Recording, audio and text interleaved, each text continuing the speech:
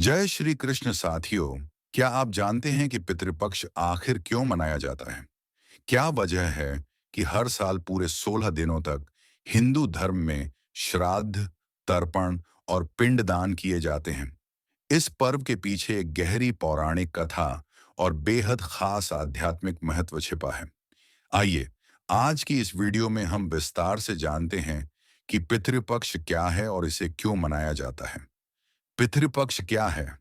पितृपक्ष को श्राद्ध पक्ष भी कहा जाता है। यह हर साल भाद्रपद पूर्णिमा के अगले दिन से लेकर आश्विन अमावस्या तक मनाया जाता है। इस दौरान 16 दिन होते हैं और हर दिन को किसी न किसी तिथि के पूर्वजों को समर्पित माना जाता है। इस समय लोग अपने पूर्वजों यानी पितरों की आत्मा की शांति के लिए श्राद्ध, तर्पण और पिंडदान करते हैं। क्यों मनाया जाता है पितृपक्ष? मान्यता है कि पितृलोक के द्वार इस समय खुल जाते हैं और हमारे पितर अपनी संतानों के घर आते हैं। उनकी तृप्ति के लिए ही श्राद्ध और अर्पण किया जाता है। यदि संतान इस समय श्रद्धा से भोजन, जल और दान करती है, तो पितर आशीर्वाद देकर उनकी संतानों की रक्षा करते हैं। पौराणिक कथा महाभारत में कर्ण की कथा का जिक्र मिलता है। कर्ण जब स्वर्गलोक पहुंचे तो उन्हें सोना चांदी ही मिला, लेकिन भोजन नहीं मिला। उन्होंने यमराज से पूछा, मुझे भोजन क्यों नहीं दिया जा रहा? तब यमराज ने कहा, तुमने जीवन भर दान तो किया, पर कभी अन्न दान नहीं किया। इस पर कर्ण ने पृथ्वी पर वापस आकर अपने पितरों के लिए श्राद्ध और अन्नदान किया। इसी कारण यह परंपरा चली कि पितृपक्ष में भोजन और पिंडदान से पितर तृप्त होते हैं। पितृपक्ष के नियम और सावधानियां। इस समय कुछ विशेष नियम माने जाते हैं। मांस, मदिरा, तंबाकू आदि से दूर रहना चाहिए।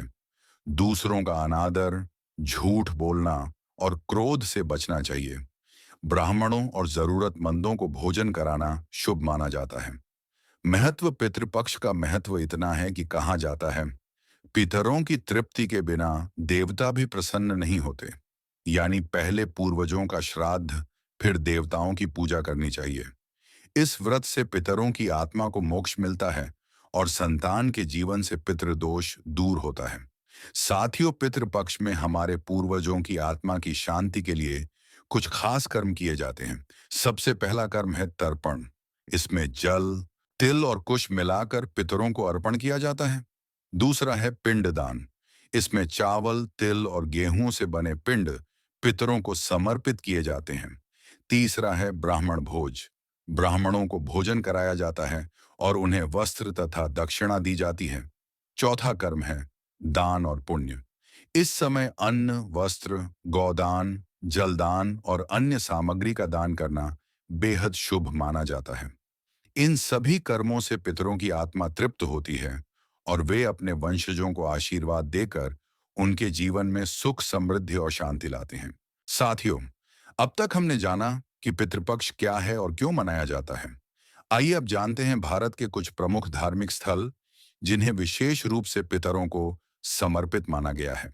कहा जाता है कि इन जगहों पर श्राद्ध और तर्पण करने से आत्माओं को शांति और मोक्ष मिलता है।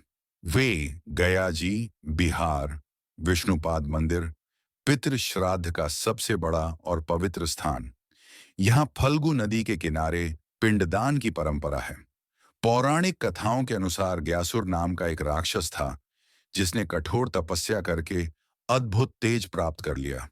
उसका शरीर इतना पवित्र हो गया कि उस पर सिर्फ स्पर्श करने से ही जीवों का उद्धार होने लगा। देवताओं को भय हुआ कि ग्यासुर इतना महान न हो जाए कि स्वर्ग लोक भी उसके अधीन हो जाए। वे सभी भगवान विष्णु के पास पहुंचे। भगवान विष्णु ने ग्यासुर से वरदान मांगा कि वह अपने शरीर को श्राद्ध कर्म के लिए समर्पित कर दे। ग्यासुर ने सहर्ष अपनी सहमति दे दी। तब भगवान विष्णु ने अपने चरण चिन्ह ग्यासुर के वक्ष पर रख दिए और वहीं विष्णुपाद मंदिर बना। यहाँ पितृ श्राद्ध करने से आत्माओं को मोक्ष मिलता है और पितृदोष दूर होता है। 2. पुष्कर, राजस्थान। ब्रह्मा मंदिर और पितृ पुष्कर सरोवर। यह दुनिया का एकमात्र प्रसिद्ध ब्रह्मा मंदिर है। यहाँ पितृ पुष्कर सरोवर भी है, जहाँ तर्पण और श्राद्ध का विशेष महत्व है। पौराणिक कथाओं के अनुसार एक बार ब्रह्मा जी ने यज्ञ करने का निश्चय किया। यज्ञ के लिए उनकी पत्नी सावित्री को साथ होना था, लेकिन वह समय पर नहीं पहुंची। यज्ञ अधूरा न रह जाए, इसलिए ब्रह्मा जी ने दूसरी पत्नी गायत्री के साथ यज्ञ पूरा किया। जब सावित्री पहुंची और यह दृश्य देखा तो उन्होंने क्रोध में आकर ब्रह्मा जी को शाप दिया, धरती पर तुम्हारी पूजा कहीं नहीं होगी। लेकिन बाद में उन्होंने यह भी कहा कि पुष्कर में किया गया पितृ श्राद्ध और यज्ञ पितरों को तृप्त करेगा और यह स्थान सदैव पवित्र रहेगा। इसलिए आज भी पुष्कर को पितृ श्राद्ध का प्रमुख स्थल माना जाता है। 3 सिद्धपुर गुजरात, मातृ श्राद्ध का तीर्थ। सिद्धपुर को विशेष रूप से माताओं के श्राद्ध के लिए प्रसिद्ध माना जाता है। यहाँ का बिंदु सरोवर स्नान और श्राद्ध के लिए अत्यंत पवित्र है। पौराणिक कथाओं के अनुसार मान्यता है कि भगवान परशुराम ने अपनी माता रेणुका जी का श्राद्ध यहीं किया था। कहा जाता है कि माता के निधन के बाद परशुराम अत्यंत दुखी थे। उन्होंने ऋषियों से मार्गदर्शन लिया और यहाँ बिंदु सरोवर पर श्राद्ध किया। तब से यह परंपरा चली कि सिद्धपुर मातृ श्राद्ध का सबसे बड़ा स्थान है। यहाँ पिंड दान करने से मातृ आत्माओं को मोक्ष की प्राप्ति होती है। 4 त्र्यंबकेश्वर, नासिक, महाराष्ट्र।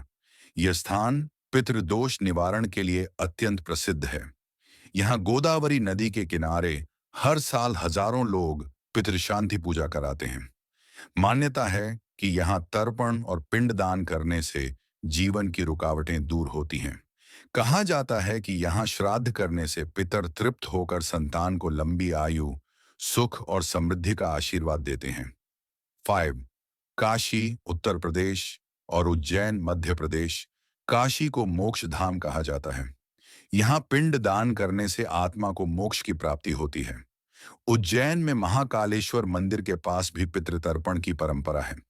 मान्यता है कि यहाँ किया गया श्राद्ध पितरों को शिवलोक और विष्णुलोक तक पहुंचा देता है। साथियों, भारत के ये स्थल सिर्फ धार्मिक स्थान नहीं, बल्कि हमारे पितरों से जुड़ने का एक आध्यात्मिक सेतु है।